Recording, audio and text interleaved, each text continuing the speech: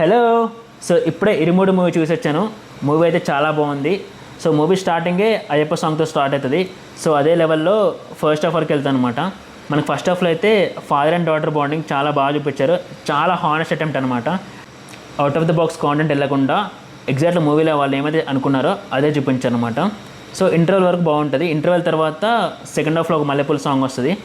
మల్లెపూల పలికి సాంగ్ వచ్చిన తర్వాత ఒక ట్విస్ట్ ఉంటుంది అనమాట. ఆ ట్విస్ట్ తర్వాత మూవీ మొత్తం ఇంకో నెక్స్ట్ లెవెల్కి వెళ్ళిపోతుంది. లాస్ట్ 45 minutes అయితే కంప్లీట్గా ఎమోషనల్ ఉంటుంది. లిటరల్లీ చెప్తున్నా, ప్రతి ఒక్కరూ స్టక్ అయిపోతారు మూవీ చూసుకుంటా. కొంతమంది ఏడ్చే ఛాన్సెస్ కూడా ఉందన్నమాట. గర్ల్స్ ఎవరైతే ఉంటారో డెఫినెట్గా ఎమోషన్ అవుతారు. ఎందుకంటే ఒక ఫాదర్ ఒక డాటర్ని ఎంత లవ్ చేస్తాడో, ఆ డాటర్ కోసం ఏం చేస్తాడు అనేది మూవీ కాన్సెప్ట్ అనమాట.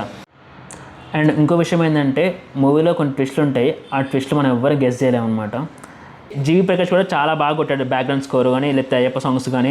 అండ్ క్లైమాక్స్లో ఇంకో సాంగ్ వస్తుంది. ఆ సాంగ్ అయితే లిటరల్లీ ఏడ్ చేస్తారు థియేటర్లో, అంత బాగా కొట్టానమాట.